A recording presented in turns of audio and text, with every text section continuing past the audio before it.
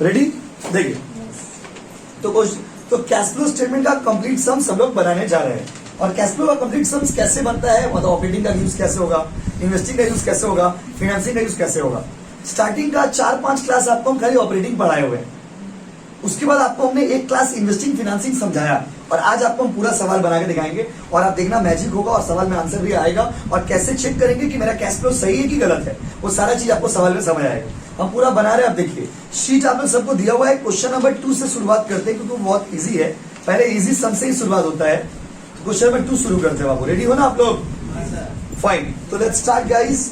सबसे पहले बोला है following are the balance sheet of X limited. X limited कौन सा लिमिटेड बाबू? एक्स लिमिटेड का आपको बैलेंस शीट दिया हुआ है। Prepare cash flow statement. 6 marks का क्वेश्चन, बंगाल बोर्ड में ऐसी क्वेश्चन आएगा, इसी टाइप के क्वेश्चंस रहेंगे। आपको कैश फ्लो बनाना है। सवाल आपके सामने है, प्रिंट आउट इसलिए दिए हैं जिससे आप सवाल में मार्क करिएगा, शीट को गंदा करिएगा। चलिए साथ साथ पहले चुन लेते हैं हम लोग कि कौन सा ऑपरेटिंग होगा, कौन सा इन्वेस्टिंग होगा और कौन सा फाइनेंसिंग होगा। चलिए साथ में करते हैं। हमने लास्ट डे पढ़ाया था शेयर कैपिटल कहाँ जाएगा बताओ, ऑपरेटिंग में, इन्वेस्टिंग में, फाइनेंसिंग में? याद है आप लोग को? लिख दीजिए एफ, लिखो यस, ठीक है बाबू। उसके बाद statement in PL, profit and loss. Profit and loss कहाँ जाएगा? ओ कहाँ जाएगा? कहाँ? पूरा बोलने अंदर का कहाँ जाएगा? ओ कहाँ जाएगा? ओ कहाँ जाएगा बाबू? ओ हाँ। ट्रेड पेबल, ट्रेड पेबल का मतलब होता है bills payable. Bills payable current liability होता है, हो जाएगा ओ, कहाँ जाएगा? बगल में लिख लीजिए सीएल, रिवीजन में सुविधा होगा। ओ लिख के बगल में लिख दीजिए सीएल, ओ में तो जाएगा ही, लेकिन बेटा है क्या ये? सीएल। 4-5 क्लास खाली ऑपरेटिंग ही सिखाए हैं आपको। अब आइए उस तरफ में, एसेट साइड में, लैंड। देखिए याद है बच्चे लोग को? आई लिख दीजिए, आई पहले चुन लीजिएगा। फिर इन्वेंट्रीज, इन्वेंट्रीज होता है स्टॉक। स्टॉक कहाँ आता है? ओ आ जाएगा? हाँ, ओ में स्टॉक जो है करेंट एसेट है, जैसे सीए। ऑपरेटिंग में जाएगा ठीक है, बट क्या है ये? सीए लिखा हुआ रहेगा ना, रिवीजन में सुविधा होगा। ट्रेड रिसीवेबल मतलब बिल्स रिसीवेबल, कहाँ जाएगा? ओ कहाँ जाएगा? ओ कहाँ जाएगा? ओ कहाँ? ओ में कहाँ? CA. Cash and bank, cash and bank last में यूज होगा। कहाँ यूज होगा वो? लास्ट में। लिख दीजिए लास्ट में, वहां पे लिख लीजिए लास्ट में, लिख लीजिए लास्ट में। सर क्या यूज करेंगे ऑपरेटिंग में, इन्वेस्टिंग में, फाइनेंसिंग में? देखिए ना, वही तो दिखा रहे हैं आपको आज। रेडी? चलिए पूरा कैश फ्लो बनाएंगे, पूरा ध्यान से सुनिएगा, फिर आप इजीली लगेगा बहुत। सबसे पहले जो कंपनी का बनाना उसका नाम लिख दीजिएगा, एक्स लिमिटेड। कोई दिक्कत? एक्स लिमिटेड, ठीक है। उसके बाद कैश फ्लो स्टेटमेंट, कोई दिक्कत? उसके बाद for the year ending on, कोई दिक्कत?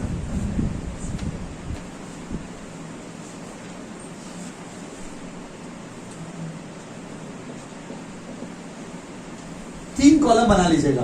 देखिए कॉलम आदमी अपना सुविधा के हिसाब से बनाता है, तो आप कॉलम को रट्टा मत मान लीजिएगा इतना ही कॉलम बनाना होगा। कॉलम अपना सुविधा से। और इस साल का लास्ट डेट है 31 मार्च 2018। जो सेकंड वाला ईयर होगा वो वाला डेट बढ़ा दीजिएगा। अगर क्वेश्चन में डेट नहीं दिया हुआ तो 31 मार्च 2018 का बनाना है। सम्स बनाने जा रहे हैं, आप लोग देखिएगा 31 मार्च 2018 का हम लोग सम्स बना रहे हैं, तो ध्यान से सुनिएगा, समझिएगा और देखिएगा। 31 मार्च 2018 का बना रहे। रेडी? सबसे पहले लिखेंगे नेट। अच्छा सबसे पहले तो आपको ऑपरेटिंग निकालना है। सबसे पहले लिख दीजिएगा ए। ए में क्या लिखिएगा? Cash flow from operating. पहले ऑपरेटिंग निकाल लीजिएगा, ऑपरेटिंग एक्टिविटीज। देखिए भाई बहुत स्ट्रेट क्वेश्चन है, लेकिन बोर्ड का क्वेश्चन है। ऑपरेटिंग एक्टिविटीज, ऑपरेटिंग एक्टिविटीज में याद है पहले सबसे पहले क्या था? Net profit before taxation. क्या आप अमाउंट बोल सकते हो? देखो 1 लाख था, 2,30,000 हो गया, तो प्रॉफिट कितना होगा? 1,30,000। कोई दिक्कत? अच्छा बोर्ड में करिएगा ना, तो जैसे जैसे क्वेश्चन होते जाएगा उसमें काटते जाइएगा उसको, तो याद रहेगा कि सब लाइन का काम हम लोग कर दिए, तो कंफ्यूजन नहीं होगा। 1,30,000 देखिए कैसे तरीका देखिए लिखने का, 1,30,000। अब इसमें adjustment of extra ordinary item, but खुशी का बात क्या है? एक्स्ट्रा ऑर्डिनरी आइटम, अरे वाह, एक्स्ट्रा ऑर्डिनरी आइटम हम लोग का नहीं है तो क्या लिख देंगे बाबू? कोई दिक्कत? तो आ जाएगा cash generated before working capital changes. 1 lakh कितना बच्चों? 30,000। कोई दिक्कत? अब यहां पर होगा एडजस्टमेंट ऑफ वर्किंग कैपिटल। अच्छा, वर्किंग कैपिटल में दो चीज क्या क्या आता है बाबू? सीए और सीएल। यस, तो सीए के साथ खोज के रखिए क्या? सीएल खोज के रखे, सीए खोज के रखे। देखिए ये मिलते हैं ट्रेड पेएबल। अच्छा, किसी को याद है सीए अगर बढ़ेगा नहीं मिलेंगे? सीए अगर बढ़ेगा तो क्या करेंगे? क्या करेंगे? और सीए घटेगा तो सीए में उल्टा करना है आपको, और सीएल में क्या करना है? सीधा। सीए में सीएल में सीए में सीएल में जितना हम लोग आज तक सीखे हैं सब नॉलेज हम लोग का काम आएगा अभी। तो यहां पर पहले करंट लायबिलिटी है, ट्रेड पेएबल करंट लायबिलिटी है बाबू। तो करंट लायबिलिटी घट रहा है, आप लोग बताइए करंट लायबिलिटी अगर घटेगा तो क्या करिएगा? बोलो बाबू, बोलो ना। हाँ, करंट लायबिलिटी में उल्टा करने का आपको, less decrease in trade payable है कि रिसीवेबल है? हाँ, क्वेश्चन में जो भाषा रहेगा ना बाबू वही आप लोग यूज करना। कितना बोलो? 2,50,000। कोई दिक्कत? अब आते हैं उस साइड में करंट एसेट खोजते हैं, सीएसीआर। जितना पहले ओ का काम कर लीजिएगा, पहले ओ का आइटम का काम कर लीजिए। जितना आइटम ओ का घर में आएगा उसका काम कर लीजिएगा। ओ में अगला आइटम है इन्वेंट्री। इन्वेंट्री मतलब स्टॉक। स्टॉक के केस में, करंट एसेट के केस में आप सीधा करोगे उल्टा? बोलो ना, उल्टा। तो यहाँ पर करंट एसेट आपका 8 से 9 हो गया। बढ़ रहा है ना? बढ़ रहा है ना? अब आइडिया लेस। सब तो आप लोग ही बोल रहे हो, लेस इंक्रीज इन इन्वेंट्री। अच्छा, पूरा जो क्वेश्चन में रहेगा इन्वेंट्री मतलब स्टॉक होता है। वैसे इन्वेंट्रीज कितना? 1 लाख ना जी? 10,000 कहां से आ रहा है? 8 लाख था, 9 लाख हो गया ना? 1 लाख होगा बाबू। ट्रेड रिसीवेबल, बिल्स रिसीवेबल बढ़। करंट एसेट अगर बढ़ेगा तो आप माइनस करेंगे, घटेगा तो आप क्या करेंगे? प्लस। क्या करेंगे? प्लस। तो बिल्स रिसीवेबल 12 लाख से 11,50,000 हो गया। घट रहा है ना? क्या करोगे आप? बोलो, सुनाई नहीं दे रहा? एड डिक्रीज इन क्या? ओके, ट्रेड है, जो क्वेश्चन में रहेगा वही लिखेंगे भाई। ट्रेड रिसीवेबल्स कितना बच्चों? 50,000। ये तीनों को देखो, 1.5 लाख पॉजिटिव, 2.5 लाख नेगेटिव। तो आई थिंक ये कितना होगा बताइए? कौन सी? ये तो भी माइनस। अच्छा, 2.5 लाख देखो, 3.5 लाख हो गया आपका नेगेटिव, 50,000 पॉजिटिव। तो कितना हो गया? 3 लाख ना नेगेटिव में। क्या हो रहा भाई? 3 लाख में से 1,30,000 माइनस कर देंगे, माइनस में ना, तो नेगेटिव हो गया। तो कितना हो गया? 1,70,000। कोई दिक्कत? ऑपरेटिंग हो गया। कोई दिक्कत? कोई डाउट है तो पूछिए। नेगेटिव में तो ये भी नेगेटिव। क्या हो रहा है यार? खाली नेगेटिव वाला सवाल बनेगा कि नहीं बनेगा? बनेगा। नेगेटिव आने का मतलब पैसा गया, पैसा गया। और पॉजिटिव मतलब पैसा आया। इसमें इतना चिंता करने का तो कुछ नहीं। ऐसा नो? तो दिक्कत है? ऑपरेटिंग खत्म, ऑपरेटिंग खत्म। बोलिए, पूछिए।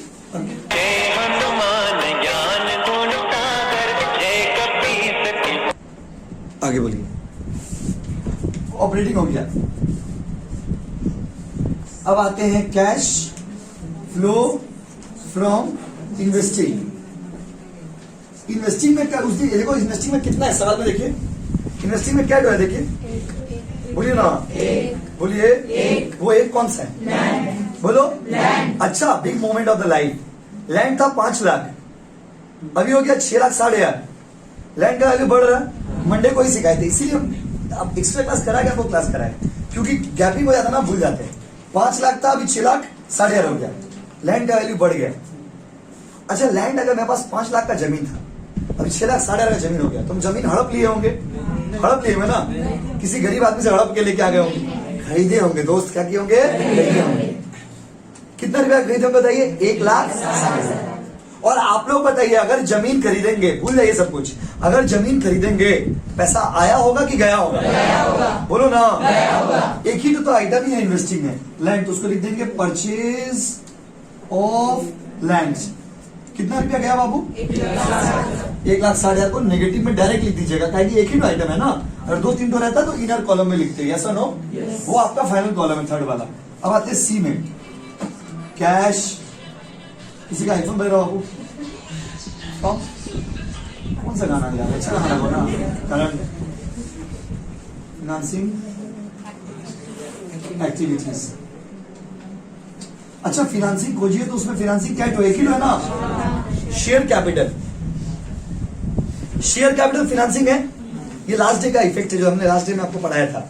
फिनांसिंग है, 20 लाख रुपया मेरा कंपनी में पहले था, अभी मेरा कंपनी में 25 लाख हो गया। पहले कितना था? 20 लाख। अभी कितना था? 25 लाख। कितना पैसा आया कि गया? आया। पैसा आया। पैसा आया। पैसा आया। भाग यार, ये गाना भी अच्छा नहीं करन, तो अच्छा गाना लगाइए ना।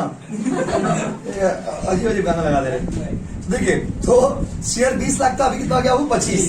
कितना रुपया से बढ़ रहा बताइए? 5 लाख से बढ़ रहा। 5 लाख रुपया कंपनी में आया होगा या गया होगा? आया होगा। आप बताइए, पैसा 5 लाख, शेयर जब बेचते हो ना, शेयर जब बढ़ जाता है, इसका मतलब पैसा कंपनी में आया होगा। इसको लिखेंगे इशू ऑफ शेयर्स। क्या लिखेंगे? Issue of shares. कितना रुपया? 5 लाख। तो क्या आंसर आएगा या नहीं आएगा? देखते हैं, आना पड़ेगा उसको। उसके बाद पॉइंट नंबर डी में लिखिएगा, जब ये तीनों हो जाएगा ना बाबू, तो उसके बाद पॉइंट नंबर डी में लिखिएगा नेट इंक्रीज और डिक्रीज। जो पहला दिन पढ़ाए होंगे तो फॉर्मेट बताए होंगे, decrease in cash and cash equivalents. हमेशा ये नहीं लिखने का, नेट इंक्रीज और decrease in the cash and cash equivalent. इसमें जो मार्क कर रहे हैं ना, सब पेंसिल से करना आप एग्जाम में। तो इसमें ये निकालने के लिए क्या करिएगा? ए प्लस बी प्लस सी, ये वाला ये वाला और ये वाला, तीनों को प्लस करके देखिए कितना कितना है।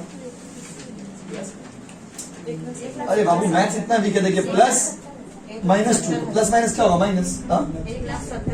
1,00,000 कितना बाबू?